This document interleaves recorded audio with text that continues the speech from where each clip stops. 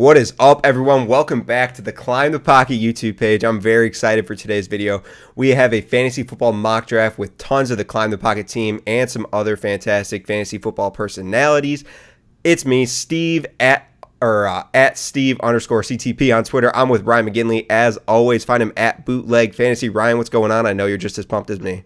Listen, Steve, it's good to get the boys buzzing on a mock draft. We have 10 of our closest friends in the fantasy community, a bunch of guys from the Climb the Pocket website, and we got some outside guys. So I'm excited to get active and pick third. So it's going to be a good draft. Yeah, definitely. We have a pretty basic lineup: one quarterback, two running backs, two wide receivers, a tight end, a flex, and 5 bench spots. We're not going to do kickers and defense for the sake of time. It's a 12-team, half PPR draft. In the draft, we have myself. We have Tyler with Climb the Pocket at TK All Day Fantasy on Twitter. We also have yourself, Ryan. We have Mike Young with Climb the Pocket at Mike35Young. With Climb the Pocket as well, we have Ryan at Ryan_pros26. We have a special guest, Chris Robin at Detroit Beastie, big guy in fantasy football on Twitter. We have James at Draftleets with Climb the Pocket. Another special guest, we have Tyler Moss at Tyler Moss NFL with the Fantasy Stock Exchange. We have Kai with Climb the Pocket at Caliber. Also with Climb the Pocket, we have Ryan at Blissful Boy. Another special guest, P2W at P2W Fantasy. We have Nick. Then we have Colin with Shotgun Fantasy at Shotgun Fantasy on Twitter. So now that all that's out of the way, make sure you subscribe to the YouTube channel if you like this video. Especially leave a comment below on whose draft you like the most and whatnot. We'd like to hear your input. We'll get to everyone. And like I said, subscribe to the channel. We really appreciate it. It really helps us grow. So let's get into the mock draft, boys. We're going to go ahead and start this draft right now. Everyone's here. We're ready to go. We got a 30-second pick timer. I'm on the clock. I'm not going to take all 30 seconds on this one. I'm going to take Christian McCaffrey. I think if you're in the one spot, that's an easy pick. No doubt. He's going to anchor my running back position. He's going to give me a little more leniency at the running back position where I don't feel like I need to take an RB2 in round 2, possibly round 3, because he's going to handle that position. But you're up on the clock with 20 seconds left at the third pick. So in my fantasy league at home, we get to eventually pick where you're drafting out of a hat. So I got pick 3. I want to mock there. And it's a perfect spot. You get the last of the 3 stud running backs, and Zeke fell to me. I mean, Zeke is consistent. If you've watched previous YouTube videos, you know I bang the door for consistency in the first 4 rounds. Zeke is the model example of that. He's consistent every single week. You know what you're getting out of him. And his ceiling is through the roof. And this offense for him, going to be great. So pick 3 is easy. Yeah, first 6 off the board, we have all running backs. I went CMC, Barkley, you took Elliott, Kamara, Dalvin Cook, Derrick Henry just goes off at number 6, and I'm not surprised. Most drafts this year, I mean, running back early is definitely being over-exaggerated this year. People are going RBs earlier, getting their RBs in the first 2 rounds, definitely. Michael Thomas, the first wide receiver off the board at number 7, which I think is a great value in any sort of PPR league. I love Michael Thomas. I think there's no way he falls short of 125 catches this year. I know that's a pretty generous number, but this guy's posted 140 catch seasons, 2 years in a row. So I love him there. And then Josh Jacobs, your boy Miles Sanders in the first round at 1-9. I bet you love to see that. Oh, I love watching Miles Sanders get taken in the first round.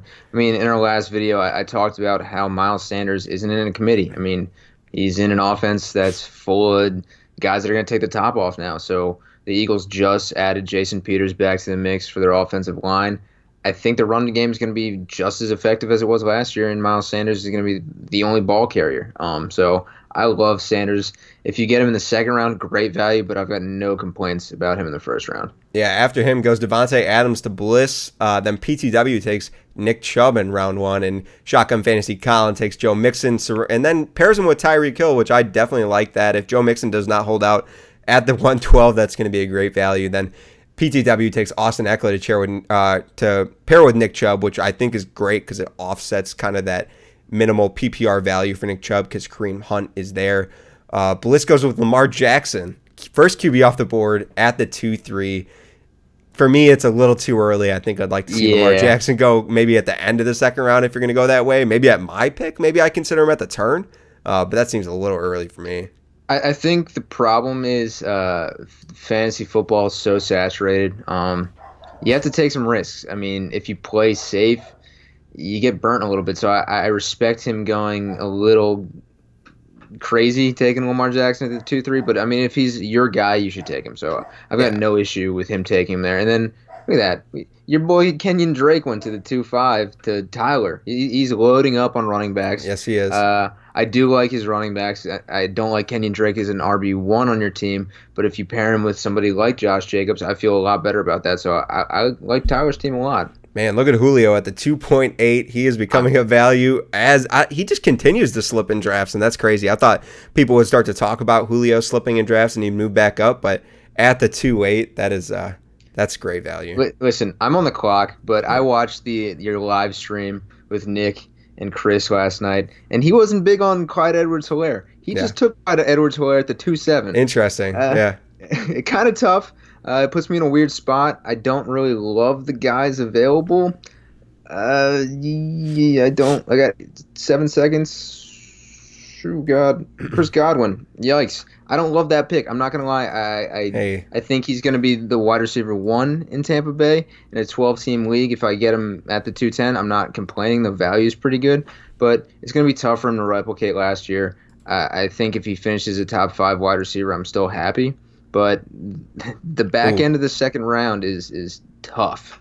Yeah, Melvin Gordon goes at the 2.11, which seems early, but I know these running backs are flying off the board, which makes me want to take a running back here. Luckily, I get 2 picks, a little more time to think about it. Considering Patrick Mahomes here, I don't really go quarterback early, but at this spot where I have Christian McCaffrey, it kind of gives me some leniency. And because I haven't looked at the wide receiver or running back position, I'm going to take Patrick Mahomes and go Christian McCaffrey, Patrick Mahomes, 2 guys that can finish number 1 at their position fairly easily. Maybe quarterback a little harder, but Christian McCaffrey seems like a lock for at least a top 3 running back. So I'm happy with that start. And then I do want to get another running back, but based on the ADP on Sleeper, and I don't think a lot is going to slip with these guys. We got some pretty good experts in here as far as like knowing good value and whatnot. I'm going to take my chances and wait, and I'm going to take one of my favorite wide receivers in Kenny Golladay for the Detroit Lions. And I have a guy at each skill position besides tight end that I feel really good about all year long.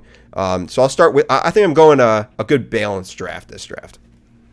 I mean, I really did think about Kenny Golladay at the 210. Ooh, Travis Kelce was there. I didn't even notice. I could have paired him with Patty Mahomes. Listen, Tyler better not. Actually, Travis Kelce's been the tight end 1 the last, 3 or 4 years. He's not my tight end 1. I'm taking my tight end 1 right now. If anybody in my fantasy league at home knows, I've had this man on my fantasy team the last 3 years. It's George Kittle. I'm taking George Kittle. He's my dude. He's got a special place in my heart. He put up a solid game week 16. He caught a late touchdown. Won me a championship last year. George Kittle, overall, best tight end all around in football. I know he might not be the best pass-catching tight end, but San Fran's got a very interesting offense where they lost who they lose, Dante Pettis. They lost Emmanuel Sanders. Their running back situation kind of sketchy. Mm-hmm. I like George Kittle to be a main piece in that offense again this year. And he should have been a 99 in Madden this year, but I don't make the ratings. Yeah. Hey, Pros followed it up with Travis Kelce kind of right after you and slammed it down. He said, I got Dalvin Cook, Julio, and Travis Kelce. I'm sure he's loving it, especially taking Dalvin Cook at 1.5. He's probably fine. I'm starting to get worried about not taking a running back in that 3rd round right there. Yeah. Because everyone's going to take one, and there's probably going to be, zilch left for me in the next round. But I feel good because I have Christian McCaffrey, and he's probably going to be like 1.5 running backs on my team. So whoever falls to me, I'll have to settle with and take one at the 4-5 turn.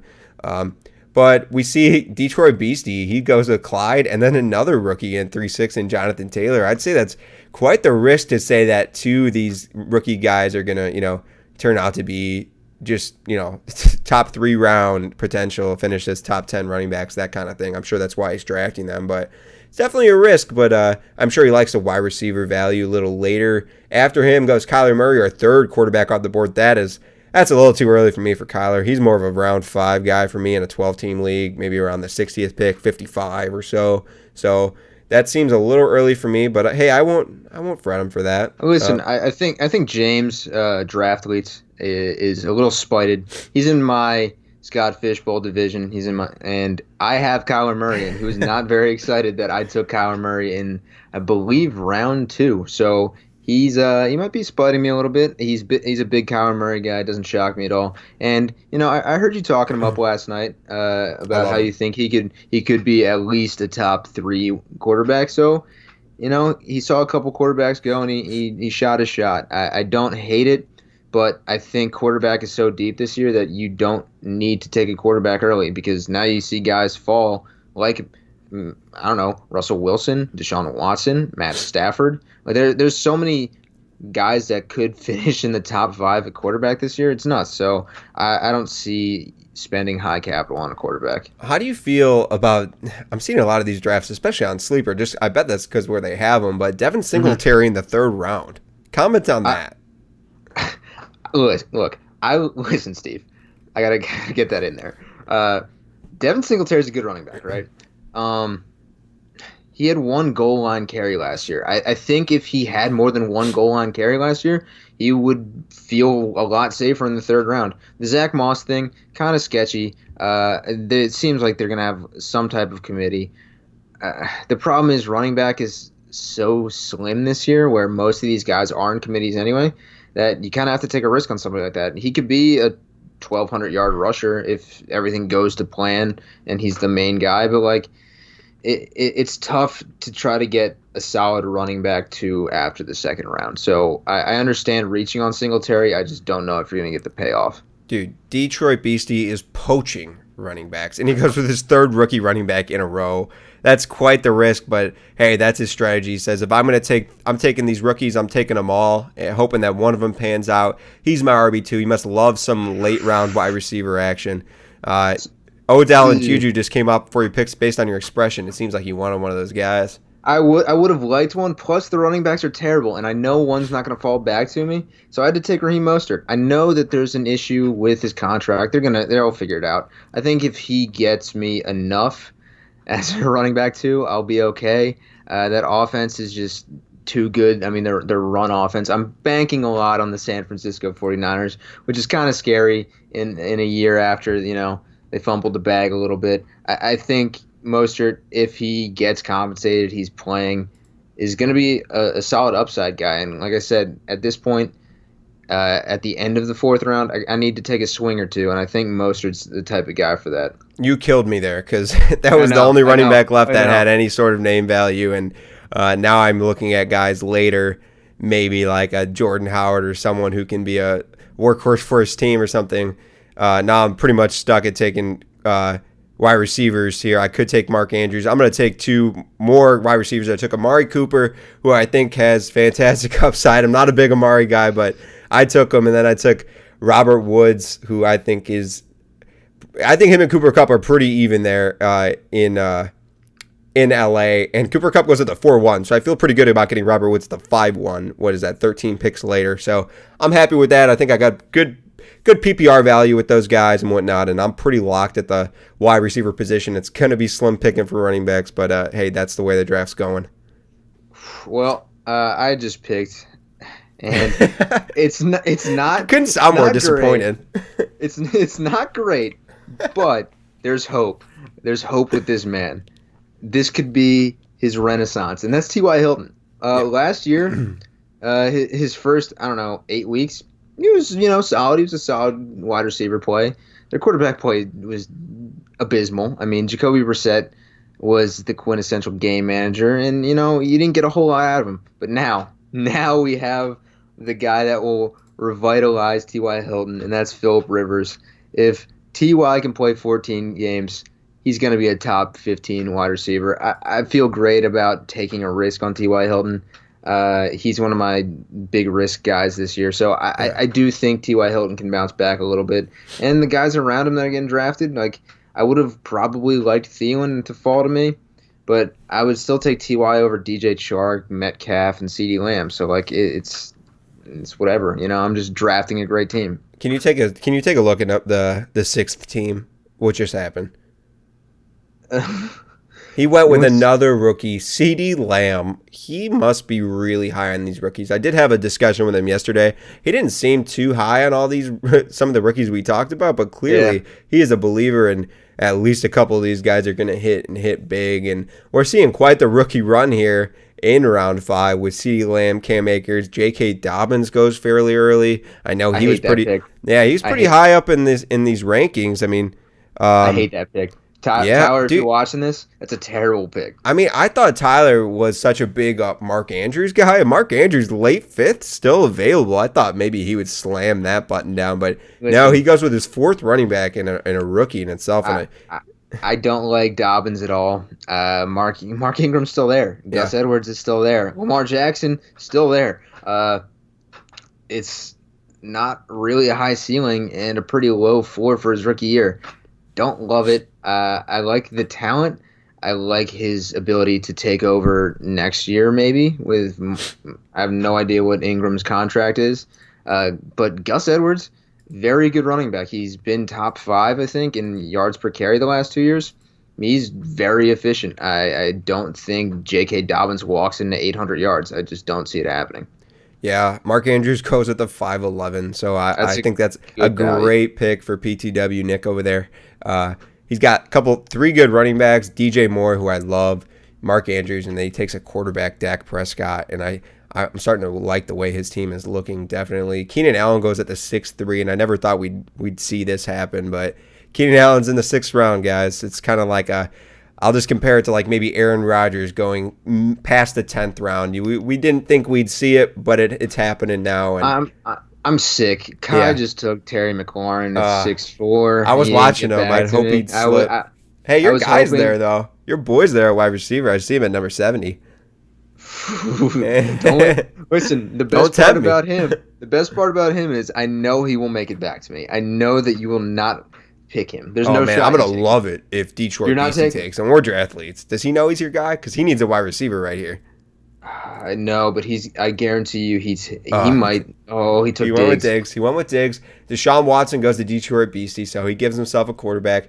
Ryan Prose is on the board. He has Julio, Juju, and DK at wide receiver. I like that. He grabs Sutton, who I think is severely underrated right now. I think he's dropping with the Judy draft pick for the Broncos, and I love Sutton. I'm starting to pick him a lot more in my drafts just because look where he just went in the later half of the 6th round. He has Kelsey. He has Dalvin Cook. He definitely needs to shore up the running back position, but I love his receiving depth. Who are you thinking about going with here? Dude, I don't know. I have no idea. Darren Waller. Oh, okay. Darren Waller went. That doesn't change my life at all. I'm doing it. I'm not doing our boy, but I'm taking a different boy. Took Devontae Parker. I think he has 1,200 to 1,400 yards in him. You know, it's his ceiling. Like I think if you get a lot of Fitzpatrick, you're going to get a solid Devontae Parker again. I think after week 6 or 7, he was wide receiver 2. Like, not really going to beat that this way in the draft. I think if Tua comes in, he'll be fine, but he won't be great. But I do like the upside of Devontae Parker. Drafting at any sort of turn here is tough. And I'm considering 2 guys who I hate. I don't hate, but I'm considering a running back, Jordan Howard or Darius Geis's hamstrings. I don't know which one I should take. No. I'm taking a shot. It's a mock draft. We'll see. God, do I take him? I talk so much bad. I'm taking Jordan Howard. Hate it. It's the 6th round. I'm like, just took Jordan Howard for the Miami Dolphins, but I needed a running back, and he is at least going to get 50% of the share on his team, and probably the goal line carries. Matt Breida will be there. He'll be a great compliment, but I think it's going to be a pretty good split there. I like the opportunity there. I'm going back, before you say anything, I'm going back and I'm grabbing one more wide receiver because I think a lot of these are about to go, and I'm taking our boy Jarvis Landry. You are I'm taking him. I have 4 great wide receivers who have great PPR value, and I love it, and I feel really good about that. I punted the RB position, which I'm still sick. I mean, I have Christian McCaffrey, which is great, but my second running back's Jordan Howard, so I have to go all in on the other position, and we start 2 wide receivers in the flex in this league, so I'm most likely starting a wide receiver in my flex every single time. Listen, you knew what you were doing. I thought he'd fall to me. He didn't, which is fine. Because I'm going to take Ronald Jones. So, maybe I'll trade Ronald Jones to you halfway through the year because you've got no running backs. But regardless, you didn't even take the best running back in Miami in Matt Breida. I know, you're a big Matt Breida truther. We get it. Matt Breida is a good running back. I agree, but there's no way that backfield, unless for some crazy thing happens where the other guy completely outproduces the other guy and they have to go with him, or someone gets injured, there's no way it's not like a 50-50 or a 55-45 in one of the guys' directions. And I think Jordan Howard's the better goal line guy, so fair, I feel okay. Trust me, I'm not happy about the pick. He's my RB2, which stinks. I'd much rather him be a bench wide receiver for me. But hey, this is the way the cookie's crumbling, and I've got Jordan Howard on my team in the 6th round. Not feeling good. Let's recap some of the past picks. James White goes at the 6'5". I just keep looking at him. Yeah, with Cam there's a lot more upside for James White, so I like that a lot. In the 7th round, Tevin Coleman goes at the 7'5". I'm sure people are kind of feeling iffy. They don't know what to think about him because Raheem Mostert's saying he's not going to play or he wants a new deal. There's no way he's not playing. Listen, he's going to be back at 49er. Listen, Steve, on my fake team right now, Raheem Mostert will be penciled in for 90% of the carries. It's a done 90, deal. I already 90. They only play at least 4 running backs a game. Listen, I think if he plays, he won't see like more than 50%, but he'll see the most carries because Tevin Coleman is a walking hamstring injury. Jerick McKinnon hasn't played since, I don't know, the Prohibition. Who they have? Jeff Wilson. Hey, he's RB1 on that team. I respect it, but I also think, no, that's not going to happen. Mostert is going to be fine. He just wants to get paid the same amount as Tevin Coleman and Jerick McKinnon, which, maybe he should get paid more, even though he's like sneaky 28 years old. Yeah. So in this round, a couple guys. Philip Lindsay, not really big on him this year, but hey, he could surprise. Keyshawn Vaughn. Feel like a name that was kind of hyped pretty early, and now it's kind of faded off. You took Ronald Jones' counterpart in Tampa Bay. I don't think anyone really knows what's happening. With all this COVID-19 stuff going on, we missed all of our like OTAs and stuff. We haven't heard any hype out of any training camps or anything about any players besides any videos that leak on Twitter from someone's personal account or something. So there's a lot of questions this year. There could be an opportunity for a lot of value in certain players based on not news breaking out, and that's some fun. It's not the way I'd prefer it. I'd love to hear as much news as possible and as close to the truth as possible, but hey, this year ain't it. So Henry Ruggs goes at the 8-7. Matt Breida right before him. Henry Ruggs, I talked about him yesterday a little bit on this live podcast with P2W. I like Henry Ruggs. He's growing on me. I think he has a potential to be the number 1 threat in that Oakland offense or Las Vegas offense. Let me say that. That's going to be tough. What's going to be harder? Saying Las Vegas or getting over like San Diego, like the Chargers? Oh, it's definitely. I talk about the Chargers more, I think, but I still call them San Diego. Yeah. So there's no way, because you have to force out Las Vegas. Like you need to mentally get there. Ooh, I'm on the clock. Yes, you are. Go anyway, ahead. That was non-fantasy football talk, but I hate Matt Stafford goes right before you. Are you thinking about a quarterback here? I was thinking about a quarterback, but I'm going to go with a late round value in Marvin Jones Jr. It was a guy I was eyeing myself on.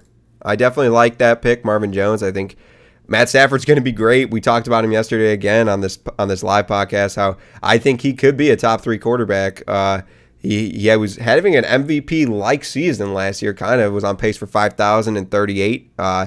And those are great numbers, and Marvin Jones is the second best receiving option there. So right here, I'm at the turn, and I'm eyeing one tight end that I like just because I feel like I need to fill another position because I'm lacking at the RB position. And I'm going with Tyler Higby. We've talked this guy up all offseason, and I saw what he did in the last 5 games of the season, and yeah. I'm hoping he can be at least 80% of what that guy was. And there was some talk, I heard from Jeff Radcliffe in one of his podcasts, how he talked to a guy at the Combine, one of the coaches there, saying that, hey, the genie's out the bottle and we see what he can do and we're gonna run him. So now we're looking at another running back here, and it is thin. It is thin, and I'm scrambling. I think I guess I'm going handcuff. I'm going handcuff running back. I'm taking Alex Madison. It's the 9th round. Hey, that pick timer hits you, man. I mean, there was even wide receivers I would much rather have, but I'm bad at the running back position, so I need to take a chance. In Dalvin Cook, who's injury prone. So, hey, get your boy. There he is. You have to get your guys, Steve. That's part of fantasy football. Carson walk it to him, Wentz. is going to be a top 5 I've never quarterback heard this that. year. Never heard that. I think Shannon Sharp calls him that. Somebody calls him that. I don't know. It's up in the brain from somewhere, but he's going to be great this year. I mean, they finally have weapons around him. He played all 16 games last year, contrary to popular belief. He's going to be in games where they're going to need to score points. They've got a couple tough offenses in the division. I mean, the Cowboys for sure. Obviously, they're a tough offense, but don't sleep on the Giants as an offense either. I love the weapons in New York. I Oh guess New yeah. Jersey, but they're gonna have to score some points, and Carson Wentz is going to have to throw the ball a little bit. So I'm excited to see what Wentz does this year.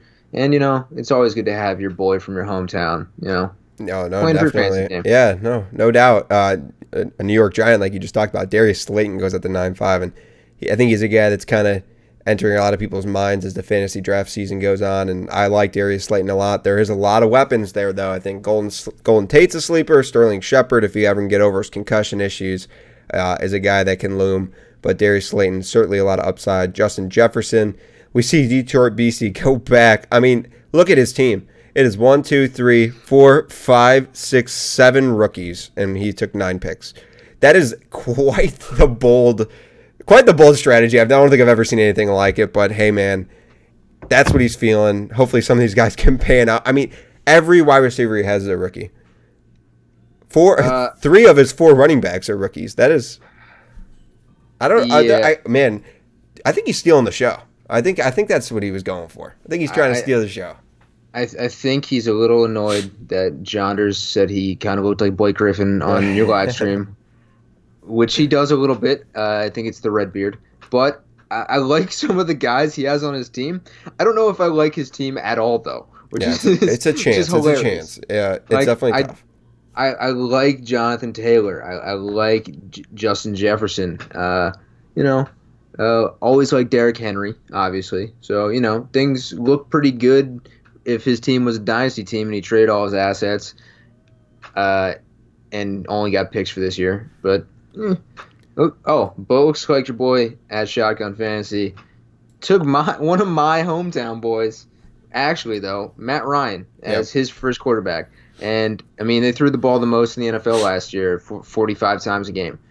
Matt Ryan still slings it. I mean, he's not big sexy like Kyler Murray or Lamar Jackson, but he's got pass catchers. So if you get Matt Ryan in the 10th round as your QB1, by all means wait. Like, it's just another reason that you should wait on a quarterback. I really do like taking Matt Ryan late, but I had to take Wentz early. So yeah, hey, Deebo Samuel, 10th round now. I'm starting to think that's a value. We don't know much about his injury. We do know I think Deebo might play.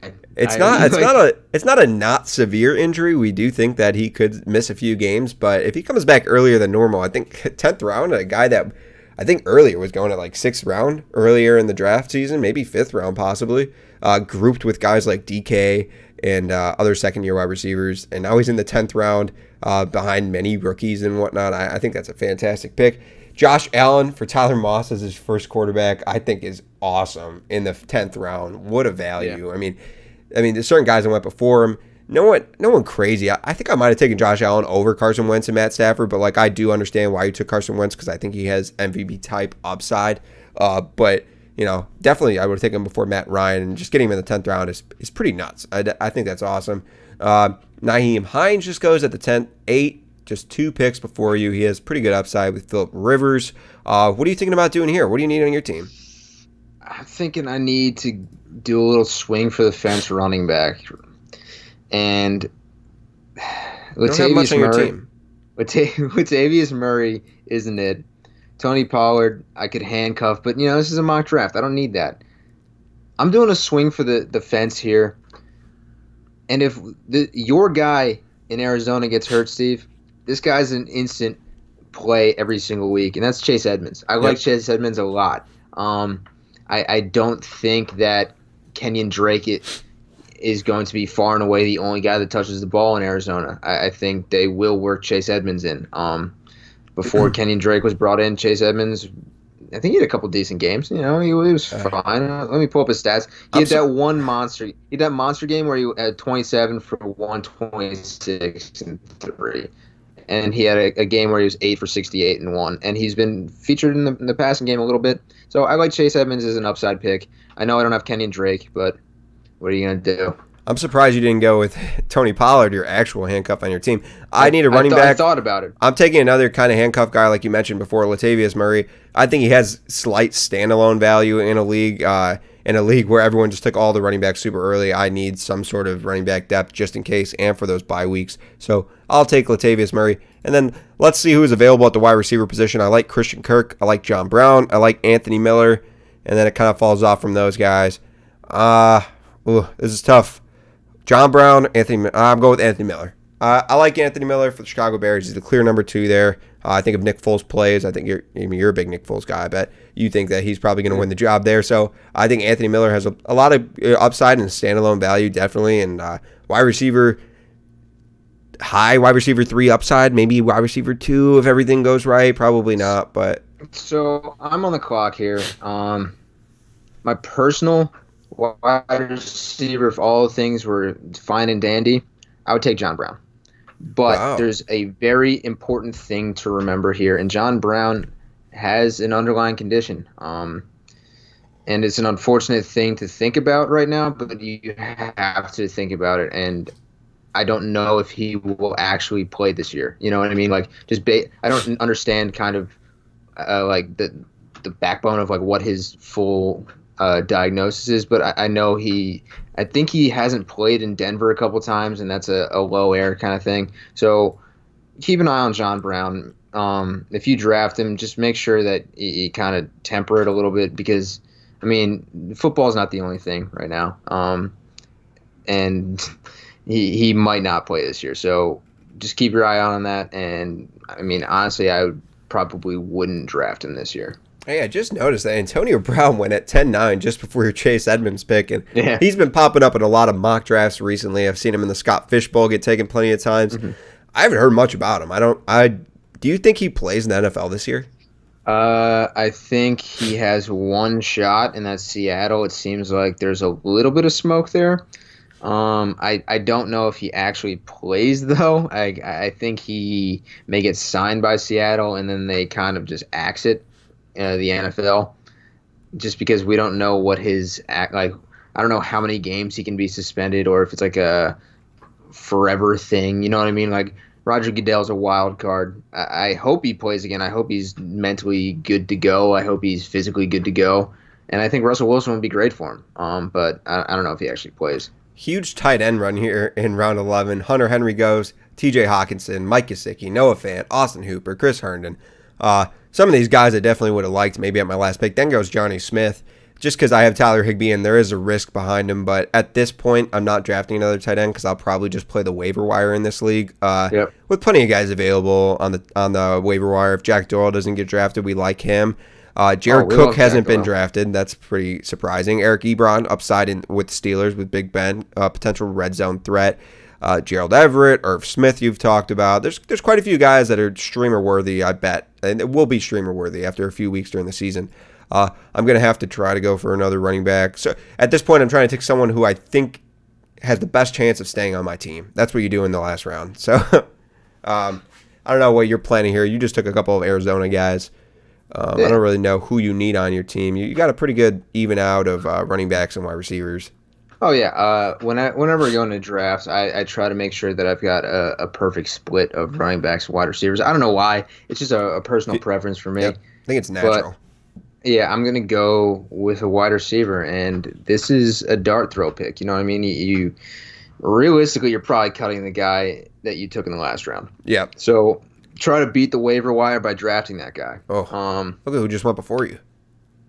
Who went before me, Steve? Josh Gordon.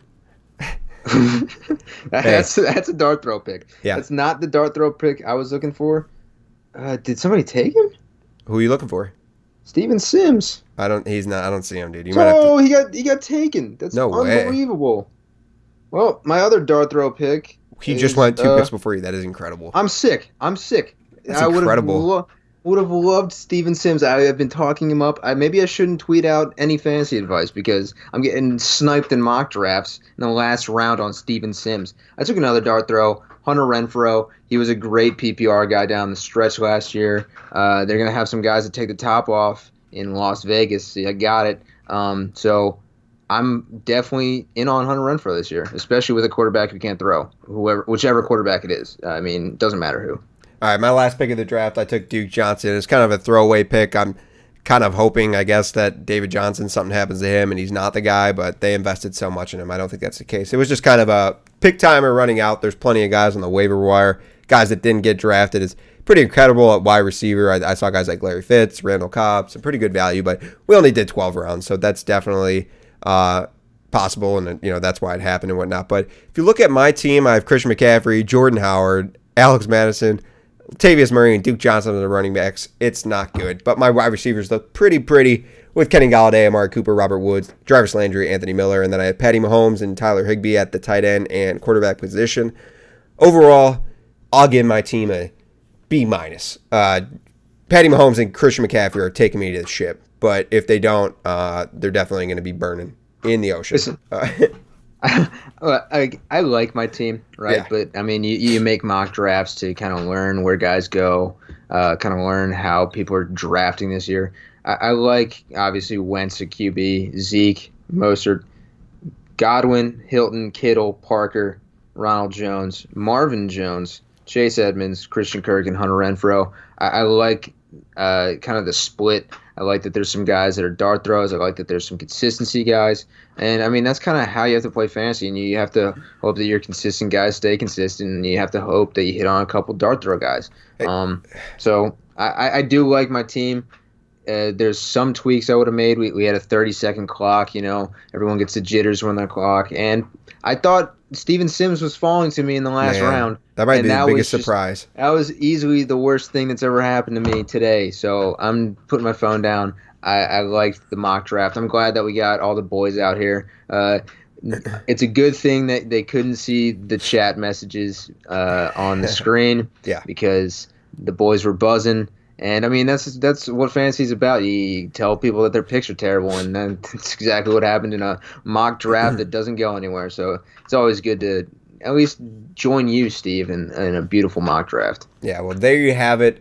Me and Ryan's commentary from the first pick and the third pick in a 12-team half PPR league.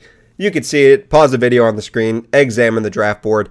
We like our teams. We hate our teams. It's a mock draft, so it's a learning experience. But, hey, watch some of our other mock drafts coming up in the future, some in the past, but certainly if it's closer to draft season, you want to watch a video that's a little closer to the current date that you're watching this video. So we definitely appreciate you watching the video. If you like today's video or any of our other content, subscribe to the channel. We really appreciate it. It helps us grow. Liking the video helps us grow as well. And if you do like it a lot, why don't you ring that bell and get notified every time we post a video so you don't miss me and Ryan's face every single week, because I know we're so damn beautiful. So, hey, thank you for watching today, and we will see you next week. Until next time, see ya.